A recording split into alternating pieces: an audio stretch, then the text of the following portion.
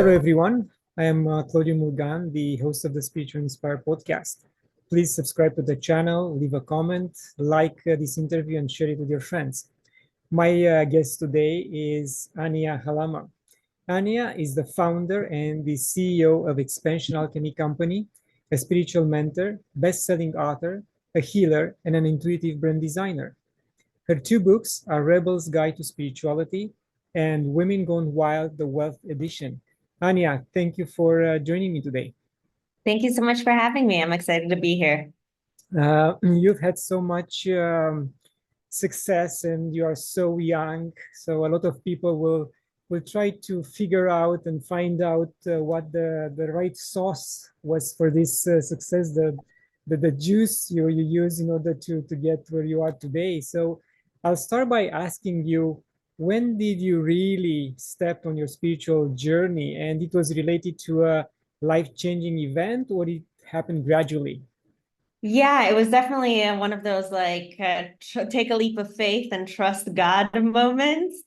So my entire first book, and I don't talk about it too much. There's tons of podcast episodes and like content already about it. Like I've evolved so much since that point. So I'm like shifting my narrative. But essentially, I had to grow up really quickly. My dad was in a work accident when I was really young, and which caused me to have, one, a lot of trauma around my dad, have resentment, and like be the man of the house. And because of that, one of our incomes got taken away, and we're immigrants to the US. So I was the only one speaking English, going to doctor's offices, lawyers' offices, translating things, and having to have to like grow up quick mentality. So one day I realized that one of our incomes got taken away, and I went to my counselor's office in high school. I was like, okay, what can I do to graduate early? I know I need to bring in an income for our family as well. So graduated high school early, graduated college early, and I was working in corporate America at 17 years old. Making no money no 17-year-old should be making at that point. But that caused me to have an entire decade of just mental illnesses. So I had anxiety, depression, insomnia. I was going blind. I couldn't eat anything. I had celiac disease. I had just so many things wrong with me. And it came to that, like, take a leap of faith, a moment that I'm saying. I woke up one day and I was like, my health is the most important thing. Western medicine isn't working for me. I've been trying Western medicine for a decade already. Nothing is working. So why not try something different? At that moment, I walked into my manager's office. I quit my job. I put everything in storage, sold my car, sold my apartment, put everything in storage, bought a one-way ticket to Thailand.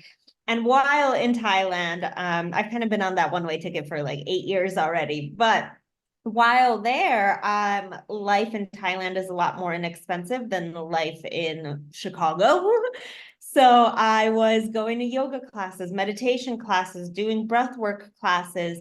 And the community is a lot more open to that as well than like I grew up in Chicago, which is constantly go, go, go, go, go mentality. Very different than like beach, tranquilo, relax mentality that is in Thailand, and I live in Medellin now. That's very similar to that. So that's kind of what inspired my spiritual path. I was hanging around people for the first time that were on a spiritual path as well. And little by little, I started healing myself, getting more involved in the community. Then I came to South America, and I started dabbling into plant medicines. And plant medicines are just my entire life right now. Interesting. And you are highlighting or underlying the fact that stress is the main cause of illnesses in our life. And if we are stress-free and if we have a good diet, we for sure can enjoy a healthy life. And we don't need the regular traditional medicine, which you try to get help from.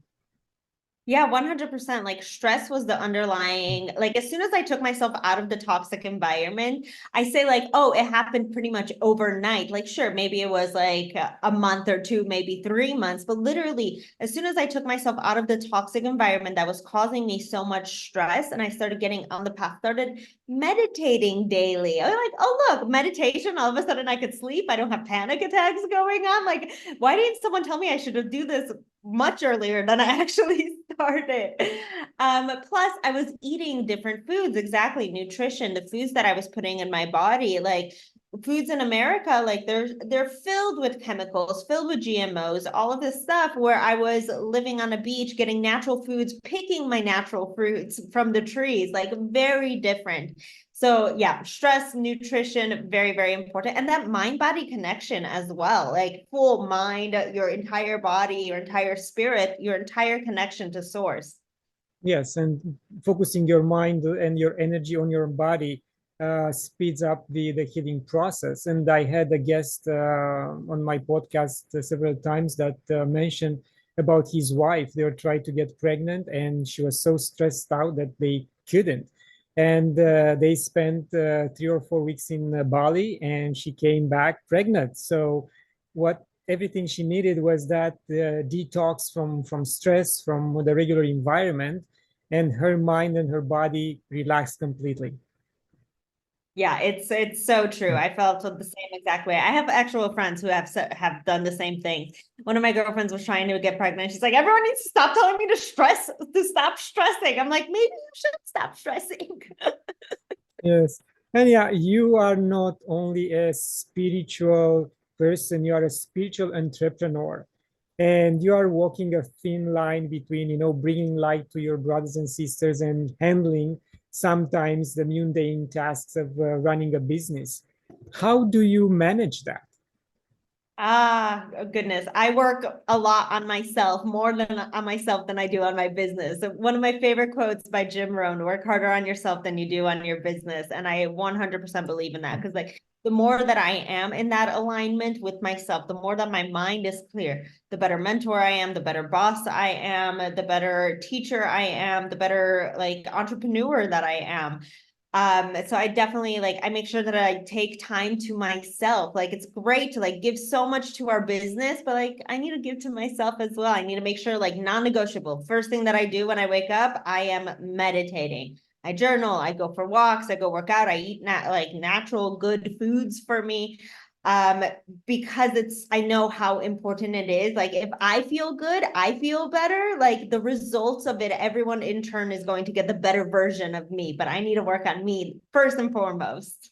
Yes, you pretty much apply the same concept from investing. I mean, some people get their salary and then take 10% right away and buy something tangible like silver, gold, or they invest in something that can benefit them later in life. And then they start paying the bills and the expenses. So that's a very wise approach. Thank you. Yeah, it's work harder on yourself than you do on your business. Jim Rohn, love that man. Ania, you're the embodiment of the feminine and the feminine energy coming to the forefront of the society these days. Do you think that this new concept is being properly understood? No, not necessarily. And I didn't understand it fully for a very long time. I grew up in Chicago. I had to start working really early and just have that masculine energy in me. I had to heal my feminine for so long because I was constantly go, go, go. Like, I'm hustling, I'm working 80 hours a week. Like, oh, goodness gracious, what was I doing? But it took me a long time to have that balance of the masculine and the feminine. And don't get me wrong, every single person has masculine and feminine energy.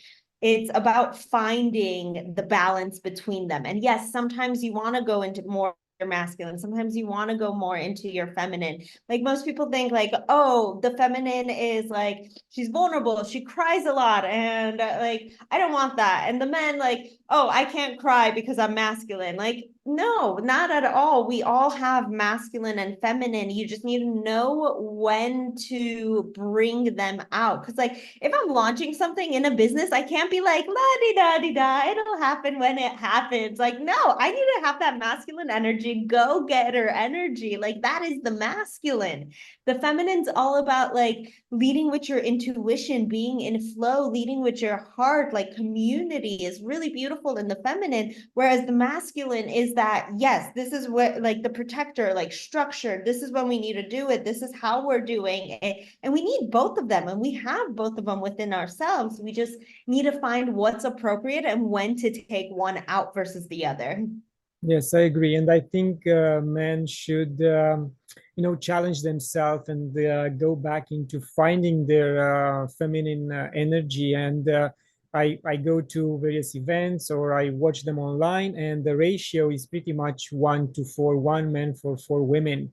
And doesn't matter the type of the event. I mean, if it's a race car, I understand, but I'm talking about spiritual related events where this is the ratio, and I paid close attention, and I couldn't find an event where the ratio different, like 1 for 3, or no, it's 1 to 4 pretty much, or 1 to 5 pretty much constant. And we have to attract the men maybe through this type of discussions and interviews more into the spiritual side, because otherwise, if they are part of a family, that family will be unbalanced if the woman of the family is interested into the developing her more feminine and spiritual side. Yeah, I 100% agree with that. And I see that a lot in the US specifically. Here, I live in Colombia and Medellin, and I work a lot with plant medicines, and most of the attendees are men, actually. Very, very few women are working with ayahuasca, bufo combo. Like, yes, they are, but as, like, for example, like going to a spiritual, like a seminar or going to Abraham Hicks or whatever, like, it's mostly women, 100%. And I've seen that over and over and over again, whereas the plant medicines are more masculine. So, like, how can we intertwine those two? We just got to keep spreading the message, whether it's the feminine or the masculine. And like, the feminine, something that I love about the feminine, we're really like in the age of the feminine right now, is community. It's like, yes, you are held, you are loved. It is okay for you to be seen. It is okay for you to be in this space. Welcome you with complete open arms. And that'll open men up to be vulnerable, to share, to come to these events. Like, it is okay for me to do this. I don't have to like hide under the corner and like read my Abraham Hicks like quietly. It, like, I can do this freely because it is accepted. But we need to do that as a society, like keep talking about it, keep showing up, and just keep loving full-heartedly with open hearts. Yes, because right now in these days, you don't have the fear of being burned at stake and considered the witch. So you have that freedom and freedom of speech and of thinking and expressing what you feel, and that's a plus for sure. Yeah, but we also have social media, so that's kind of like getting burned as a witch. Yes. And yeah, your first book is focused to a specific age bracket, like 20 to 40-year-old, young women. Were they open to changing their mindset, escape a generational old behavior mold, hence escaping the matrix? How did you find that interaction with them? Yeah, so it's not necessarily just geared for them. Like, that's when I wrote that book, also the stories that are in that book are from my 20s. So I do guide it for the 20s and above.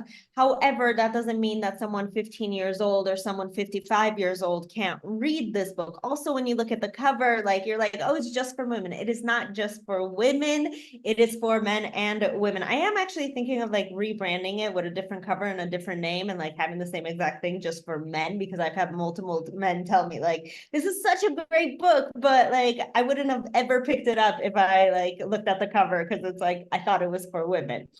So it's not necessarily for one or the other. It's just showing you how to escape that matrix, how to escape that mind, because it is a guide. So, and the way that I wrote it, I wrote it with stories, with my stories in mind of like, okay, this is what happened, and this is how I transformed to it.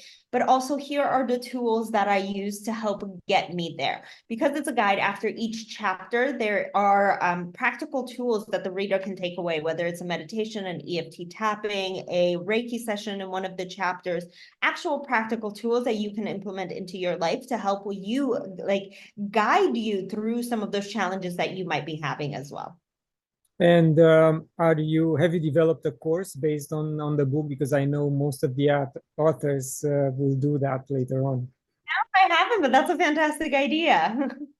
Yes, I mean, I tried with one of my fiction books. It was a failure just because other people are much better at doing this than me. So There were lessons that came out of it. yes, you're right. It was a lesson. I put so much effort, but in the end, I said, you know what?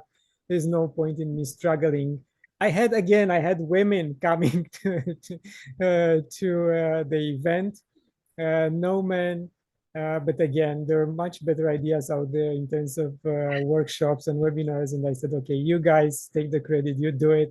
I'll stick to what I know better. Right. So I love it. you are very close to the younger generations. So what will be a message to them, what they should focus on these days? Yeah, focus on yourself. Like, make it your routine to focus on yourself. For me, like, meditation is my non-negotiable. It is what I know how to do best. Just having that time to quiet my mind completely, because when we learn to quiet our minds, that's when spirit talks to us. That's when we get all these, what people call downloads, like, oh my gosh, like, I got this out of nowhere, thin air, all this came to me, all these downloads come through. That's when anxiety goes away. When we learn to quiet our minds, like, your mind's not running. The reason anxiety exists is because your mind is constantly going, worrying about the past or the future. Like, no, being present, just making sure that you are constantly working on yourself, whatever that is.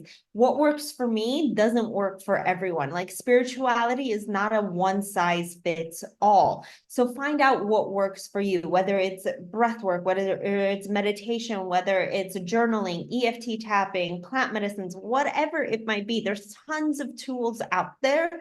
Find what works for you and stick to it. Make it like your non-negotiable first thing that you do when you wake up. Like, okay, I know I'm going to do this. It might suck the first couple of times, because, like, who wants to wake up at 5 o'clock in the morning and meditate for an hour? And I'm not saying you have to do that by any means, but find what works for you and stick to it. And your life will beautifully start unfolding when you start doing that and start trusting those instincts as well. Yes, it's a journey, as you said, to to find yourself, and in that process, you find what works for you. Could be meditation, could be something else, but in the end, you really have to do something if you want to move into that direction of reaching a certain level of vibration and different way of thinking. Yeah, for sure. Like, just do something. Like, don't, like, the universe loves action. Do something. Doesn't matter what it is. Do something. Ania, you had so much success, so I'd like to ask you if you consider yourself a role model. A role model. I hope so. If I can just go and inspire someone, just one person, like, every single day, that's my definition of being a role model to me. Like, that makes me so happy, so joyous. Like just one person, if I can inspire them, like, every single day, like, I feel like a role model then. Yes, thank you. And for everyone else, could be someone in your community, someone in your family. Doesn't have to, you don't have to be a Hollywood star indeed in order to motivate people and for them to think that you are a role model. So yes, bringing down to your level and it will work for you. Exactly. Just one person a day, and keep inspiring yourself as well, because we are our biggest cheerleaders. We sometimes forget to, like, cheer ourselves on, and, like, forget, like, we're so busy all the time, and, like, we are our own worst critics. Like, don't forget to root yourself on, to be your own role model, be first and foremost too. Anya, you display some beautiful tattoos. Would you be able to mention the story of one or two of them? Yeah, for sure. So my left arm is my spiritual arm, and then my right arm is my things that I like arm. So my things that I like are, I've got travel, I have a compass, I have unicorns, I have mermaids, I have all the mystical fun things that I love. And then on my left arm, I'll talk about the massive one. And this one, it was after my first ayahuasca trip. It is sacred geometry with an I. And I saw that pattern during my first ayahuasca trip, and I was like, okay, this is amazing. I love this medicine. I need to get this tattooed. So I drew it up and then went to the tattoo artist and got it tattooed. Nice, very nice. Yeah, I mean, and do you have space for a dragon as well, just in case you come across one? Not yet. I mean, I do have space. I just haven't come across a dragon yet that I want to get tattooed. Not yet. But the next, I do want to get a full sleeve here. So I just came back from the jungle in Peru. And Peru does these things called dietas, which you're dieting a master plan diet. So I did 2 separate diets of 2 different trees, so the Noya Rao tree as well as the Chuachaki tree. So I wanted to get some kind of artwork done of the 2 diets that I did. Let's go deeper into the plant medicine ceremonies story and journey. Yeah. Of course, I tried some. I don't have the experience you have, and my plans to go to Peru were stopped by what happened in 2020.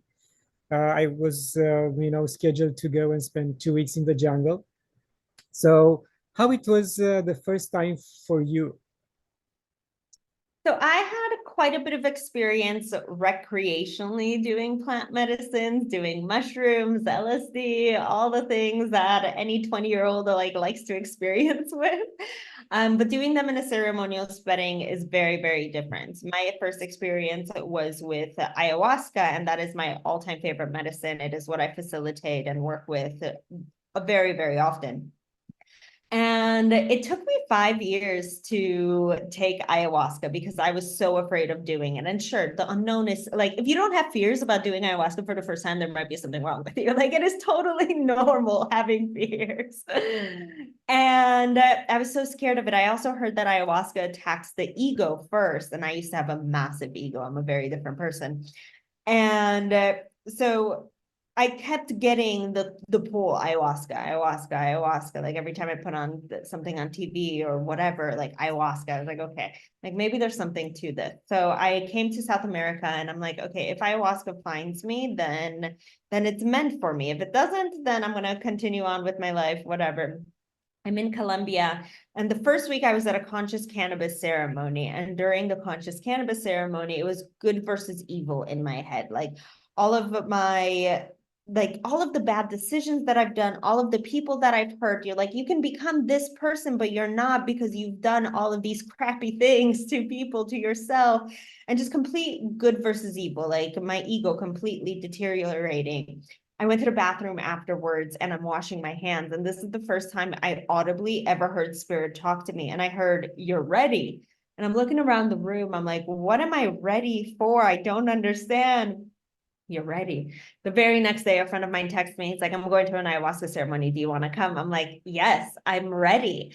And I went, and it completely changed the trajectory of my life. Ayahuasca, hands down, is the #1 catalyst to my growth. It is a medicine that I work with. I'm working on an ayahuasca book right now. I have several other projects about ayahuasca as well that I'm not ready to share just yet. After the first time, I was like, oh my goodness, every single person on this planet needs to try ayahuasca. I thought it was incredible. Now that I've worked with it for 7 years almost, I'm like, it's definitely not for everyone. But if you are called to it, please do your due diligence and actually have that calling within yourself. Because I've worked with people, I've seen people who've had psychotic breaks because their intuition was telling them, no, I shouldn't do this, but all my friends have done this, and like, maybe it's my last thing that I have to try. Like, what do I have to lose? Like, yes, you can lose a lot, actually, like your entire life, actually. So please do your due diligence and please have a calling to it. There's tons of resources out there. Feel free to reach out to me as well. But love me some ayahuasca. And how do you see the difference between taking ayahuasca and Nayorao? ayahuasca and so Noya Rao isn't a psychedelic. It's a master plant dieta. So in order to diet a plant, you have to completely like get rid of all of like the earthly pleasures. So while you're on dieta, a master plant dieta, you're not using shampoo, not using soap, no sugar, no salt, no spices. Like it's very, very strict. Slightly different than the ayahuasca dieta that you might have heard of. This is a master plant dieta. So you open up the diet by energetically as well as physically. Energetically with an ayahuasca ceremony, and then physically with the extract of the plant. You would mix it with like boiling water, depending on which plant it is, will depend on how you make this extract. And you're in contract with the plant for X amount of weeks, days, depending on how long your dieta is. For example, I did 2 diets that were 3 weeks each. So during the contract, you write out like a physical contract. Okay, this is what I'm asking from the plant, because each plant has specific gifts. Some are courage, some are love, some are creativity, some are protection. So each plant has different gifts. So you're asking this plant, okay, I want all of these gifts from you. And in return, I'm going to do this or give this up for the length of the contract. And you go throughout the diet, and then you would end it again physically with like a shock to the system, and then energetically with an ayahuasca ceremony.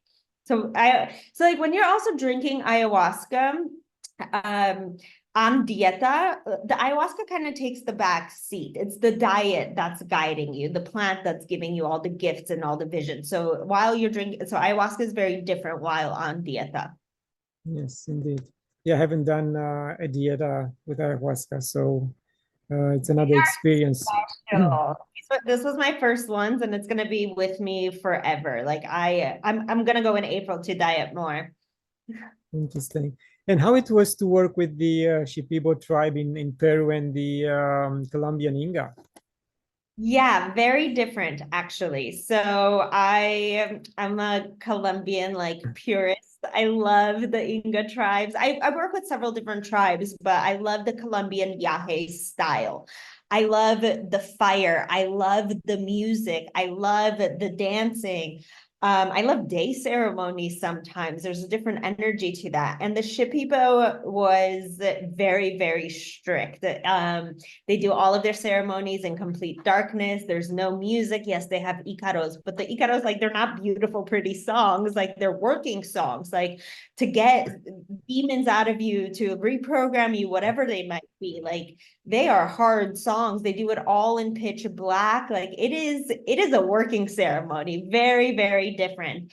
But I also really enjoy learning from different traditions and picking and choosing what I like from each of them and creating my own traditions, because I'm not gonna, like, there's things that I don't like from Colombian traditions as well that I don't agree with. So picking and choosing stuff from each one and creating your own in your own center. Have you interacted with Koji in Northern Colombia? No, I have not. Not yet. Okay. And why do you think that the indigenous people are so willing to share their wisdom with the outside world after they endure so much suffering over the centuries from the ancestors of those that come to them for such knowledge? I really believe it's because the indigenous children are getting raised in a world that's filled with technology. They're starting to leave the indigenous tribes and go to the modern world, and be like, oh, cell phones, like Instagram, I can do this. And they're not really caring about it either. So they want to keep spreading this wisdom and this knowledge. And sometimes the indigenous children just don't want to carry on that knowledge. So a person like myself, it's like, I'll take all the knowledge. Like, I want to learn all of this so we can pass it on as well. So in other words, you're going to have a mentorship program at one point in time. So you will unload this or download the knowledge you have onto others to pass it on.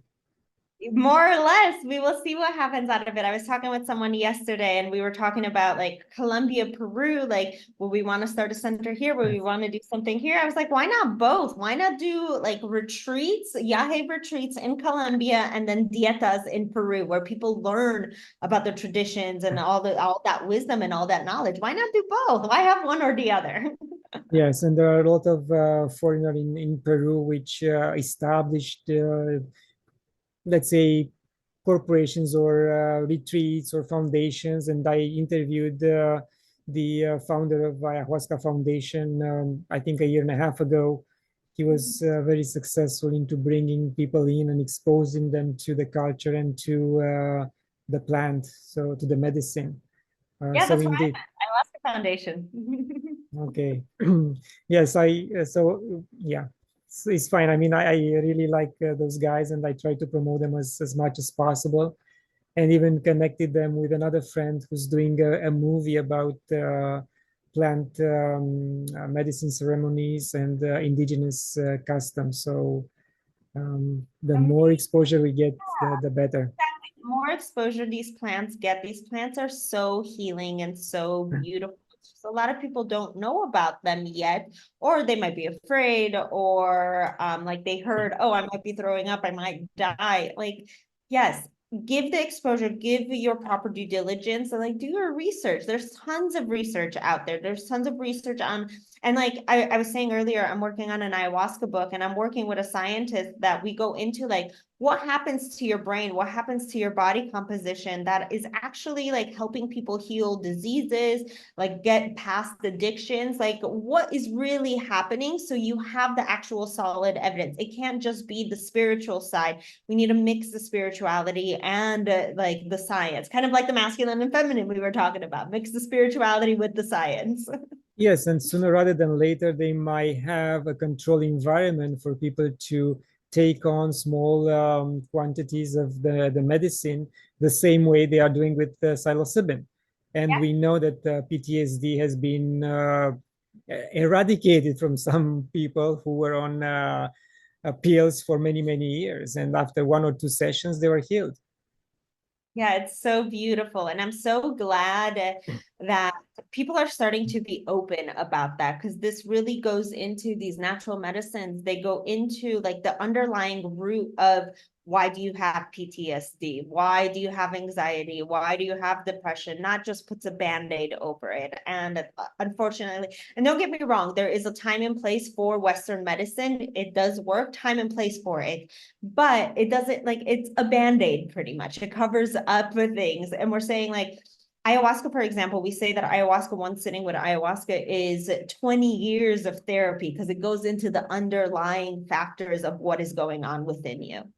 Yes, and like in any other environment, there are pros and cons. And I interviewed someone recently, which told me, I asked her if she had any experience with plant medicine, and she said, I will never touch it. I have a direct connection with God, divinity, and I don't need anything else to help me with that. So she stopped right there. And there are other guests who express the same opinion.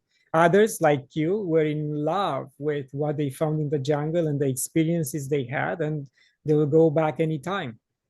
Yeah, and again, find what works for you. Spirituality isn't a one size fits all. For me, sometimes, like, yes, I love plant medicine so much, but meditation to me is like my holy grail. Like, I can have the same exact experience like in a 4-hour meditation as I do on a plant medicine journey. Like, just learning how to quiet my mind, and that is my connection to spirit. Breath work, you can have a full-on DMT experience just from doing breath work. You don't have to have these crazy psychedelic journeys going to the jungle and sitting with ayahuasca. You don't have to. Find what works for you. It's not a one size fits all.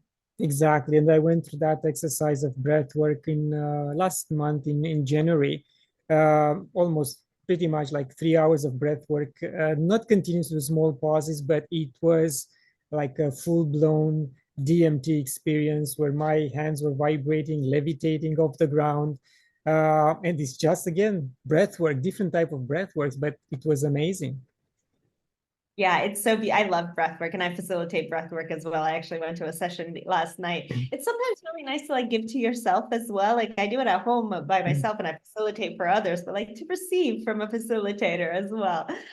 Breath work is incredible, absolutely incredible. Just completely like similar to that ayahuasca experience. Like it goes into the subconscious mind, like things that are deep unconscious in you that you're like, oh, I didn't know I had this because I forgot about this memory from when I was 5 years old and I got abandoned by my mother at like at Target or something. Like I completely forgot about this and now I feel like I have this fear of abandonment, whatever it might be. I'm just giving an example, but we have that stored and your body holds memory, your DNA holds memory. So if we can get to that through our breath, through plant medicines, through TRE, through whatever, like release that and you'll start reprogramming, your life will start shifting, you'll start having beautiful new memories and just like completely writing a new story for your own life.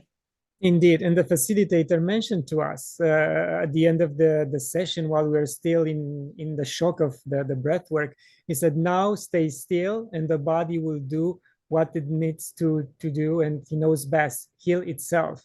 So exactly, he was right. Everyone got some level of healing from just breath work. Oh, it's so beautiful. Highly recommend it. Ania, what is your understanding of God, divinity, source?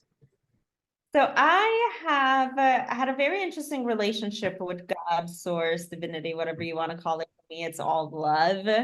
My entire life, I grew up very Catholic. Like my parents are very Catholic. We're Polish. My mom's one brother is a priest. My mom's other brother like met his wife at church, just very religious. I left the Catholic Church when I was 18 years old. I'm like, I don't agree with this. This is if God, if you're real, why did all of this crap happen to my family, to me, like all of this?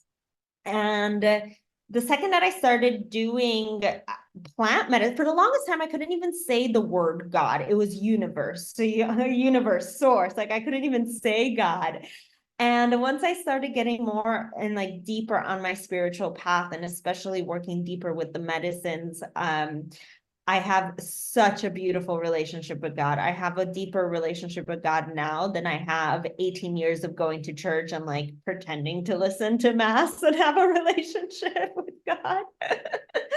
Just because one person goes to church doesn't make them a good person. Just because someone doesn't go to church doesn't make them a bad person. Like find what that connection to God is for you. For me, it is everything. It is the creator. It is love. Like one of the highest frequencies of all time, it is love. And how can you look through the eyes of love, look through the eyes of God and be compassionate, give love to people, give kindness, give joy to other people, and that will be reciprocated back to you. Yes, and indeed, and I recently watched. Someone recommended to watch The Chosen, a Netflix TV series, and it's about Jesus and his life.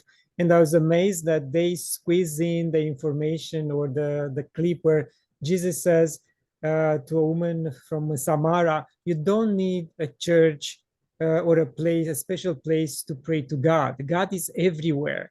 You can do it God is anytime, anywhere." Yes. So that's the I think the beautiful message from the whole movie. beautiful. I haven't seen that. Is it a movie or a series? It's a series, yeah, sorry. I haven't seen it yet.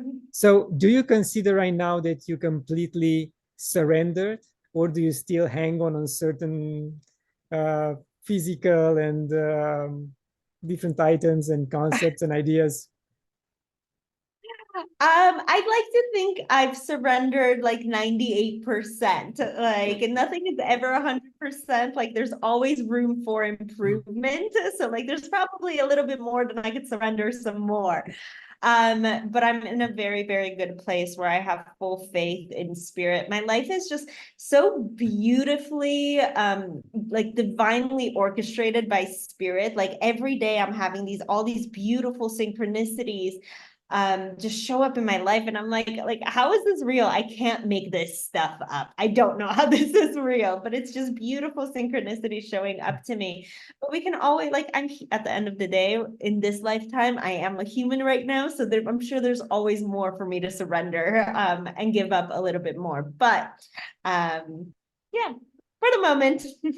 Yes, a lot of guests have admitted that the moment they surrendered and they put their weight and their challenges onto God, everything started to change in their life. And as you said, spirit took over and synchronicities happened. Yeah, and they're so beautiful. For example, last week I was in a tobacco workshop and I was doing a plant initiation 2 years ago. And I learned about the 4 different allies of tobacco and the 4 different powers of tobacco. And we're in this tobacco ceremony last week. It was February 16th. And we're sharing and we're talking. I was like, oh, I want to like share something that I've learned like during my plant initiation. And so I'm putting up my note. And as I'm pulling up my note, people are talking. I found the note on my phone. And I had this piece of paper that the facilitator gave us. I opened up the paper, and it's exactly the same thing that I had in my notes. So going over the 4 totems and the 4 powers. I was like, oh, this is funny. I was like, well, I wasn't going to share it. And then I'm looking at the date, and it's February 16th from 2 years ago. And the day that we were doing that workshop was February 16th this year. I was like, what is like, I can't make this stuff up. The synchronicities that show up. I was like mind blown by this. Yes, things are happening. And talking about what is happening these days, what's your perception of the energetic push and pull between light and dark? Certain things are so obvious these days that you wonder how come not everyone sees the same thing. Yeah, I truly believe that the more lightness you have, the more you work with the light, the more that darkness tries to come and attack you. And I have seen this firsthand where I've been getting psychically attacked and try to get my light taken from me. But we live in a world of duality, a world where there is light, there is dark. We need both of them.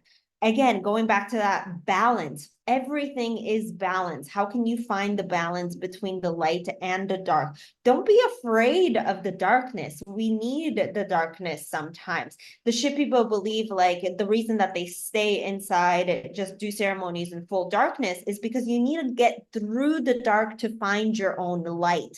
We need the darkness. Look at it and be like, I transmute you. I let go of this darkness so I can become the light as well. But as you said, in my opinion, there are 2 different types of darkness. The one is inside us, which we have to embrace and love. And as soon as we do that, it won't bother us.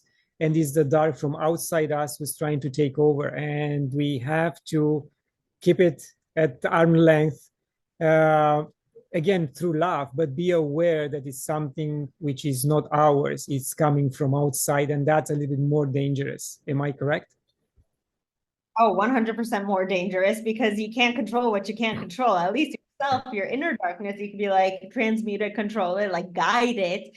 But what's the outside sources? We can't really control that. And that's where those fears start coming up. But even when something from the outside comes, like you are stronger than that. Believe in yourself. Know that you are stronger than that. Look that fear straight in the face and be like, okay, I see you. I'm not afraid of you. I've got this. I'm much stronger than you, and I'm not worried about you. Now go away. Because those dark entities, they feed off of fear. And the second you give into that fear, you're giving your power away to them. And that's when they can take your light and like start becoming dangerous. Be like, no, I'm not afraid of you. Just go away. You don't belong here. Yes, we have to stay strong, stay in light and in love. And they don't like that. They will go away for sure. No, they do not. And they're going to try to keep attacking you, but stand your ground. Ania, other than the names you mentioned, do you have any other spiritual mentors? The plants are my biggest guru. I've been after the jungle, I've really been sitting with this and I'm like, no people, no mentors, no nothing. No, like the plants are my biggest mentors. They're my biggest teachers. I've had moments in the jungle that something came through a few times where my diet was showing me multiple visions of, oh, remember when you were younger, your mama made you this when you were sick. Remember when you had something wrong with you, your mom made you this. Remember when you like something was wrong with your wrist, your mom made you like a remedy. Like, you've lived in America for 30 years, your family's lived in America for that long, and it's so much easier to go to Walgreens and your local pharmacy and buy like Advil versus making a holistic plant medicine thing. But you're from a village of like 500 people in your town, and all your ancestors had was plants. Like, you are from the plants. Like, remember that. It's in your DNA, it's in your body. Remember all of that. Remember where you come from. Reconnect to your ancestors. Like, connect to the plants. And since that moment, I've been connecting to the plants in a completely different way, like receiving remedies for the craziest thing, like being guided, completely surrendering, allowing the plants to just like allow my life to unfold in beautiful ways. Because the more guidance that you have, the more that trust you have. Like I was saying in the beginning, each plant has their own gifts. So the more that I work with that, I get so many of these gifts, and these, like, life just unfolds in such a beautiful way. So hands down, the plants are my biggest guru. Thank you. It's beautiful, and it's very interesting because in a couple of weeks, I'm going to interview someone from the Garifuna tradition from Belize. And she was, awakened by her ancestors and given all kind of plant remedies. And we're going to go through that discussion and find out more, because I never interviewed anyone from that part of the world, from Belize, I Wow, mean. how beautiful. I can't wait to listen to that episode. Yes. Um, to touch on your second book, I'd like to ask, what is your definition of wealth? Yeah, so finding wealth, the entire book was redefining what wealth means to women in different parts of the world. And wealth is not the number that's in your bank account or how much money you have, how much cash you have. But wealth is fully tapping into abundance around you. Abundance is everywhere. Abundance of water, abundance of greenery, abundance of plants, abundance of friends, anything. Just tapping into that abundance. And when you fully realize that and embrace that, like, your entire life will be wealthy. Whatever that abundance slash wealth, I like mixing them both together. Whatever that wealth or that abundance is, and truly feeling like you are on path, because there's so much around you, having absolute, like, everything that you can possibly imagine, and like more is coming. Yes, more, please. Yes, and I second this concept of wealth, and you mentioned water. In November 2022, I edited an anthology called Love Letters to Water. And I had authors, poets from Ghana, Cameroon, in India, and all of them, again, the subject was water, but their mindset was that water is wealth, because they had to cook, they had their pretty much were like women, mothers. We had to wash our children. We have to provide for the family. So water to us is wealth. So it locks pretty much nicely into what you just said. Thank you for sharing that. Yeah, water is wealth. But like, you find all the wealth around you. There's so much wealth, but we just get so caught up in like, oh, the lack. Oh, I don't have. I'm missing this. I'll be happy when. Like, no, embrace every single moment and give give gratitude to the water. Like, be in so much receiving, because the more that you give gratitude, the more that you receive. Like, every sip that you take of water is like, thank you, water. Thank you, thank you, thank you so much for water, for nourishing me, for like allowing me to have you. I receive you. Thank you. Yes, and you can do that even in the presence of your friends or someone else, which will consider you crazy, but doesn't matter, just do it. All the great people are crazy. I'm speaking for myself. Ania, would you like to talk about some of your programs and what are the plans you have for this year? Yeah, of course. So Xpansion Alchemy, as we mentioned in the beginning, it is a personal development school in the realms of personal development, health, relationships, spirituality, and wealth. So we do regular customers as well as corporations, being an employee wellness benefit for personal development. So that's Xpansion Alchemy. It's $99 a month, or $999 for the year. And then on my personal side, I do spiritual mentoring. I have a 12-week program, so feel free to reach out to me. We'll jump on a quick call, and then I'll design a 12-week program for you. And then I also do travel plant medicine work. So wherever the medicine is needed, I do travel because I understand working one-on-one with someone is a lot easier a lot of the times versus going to a retreat with 15, 20 people. Like sometimes people are not comfortable with that. Like I think of my mother when I say this. It's like my mother would be the last person if she was found in a 15-person retreat. She barely speaks English. Like she would be like, yeah, no, I'm not going to travel to Colombia to do some plant medicines with 15 people. Maybe if you do it in my house, in my living room, okay. So I totally understand it's not for everyone. I go where it is needed. So when you do it privately, I assume that you follow all the ceremony procedures, opening space, protection, closing space, everything. Of course, 100%. Perfect. And you mentioned corporate. When you go and pitch your programs to corporate, do you also offer the CEOs to do these plant medicine retreats with you? I do. So that was the entire point of Xpansion Alchemy, like little seedlings, because I'm not going to go into a corporation and be like, you guys need ayahuasca. But little seedlings, let's start with meditation. Let's start with the breath work and like start planting the seeds into the plant medicine world. Nice. And yeah, what would you consider an accomplished life?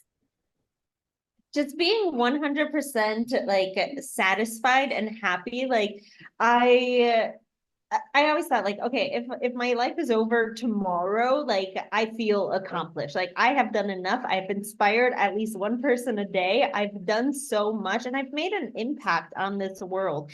As little or as big as that impact might be, like I am living my life full-heartedly with full love, and I know that I am always guided. I know that I'm always supported, and I'm just getting started.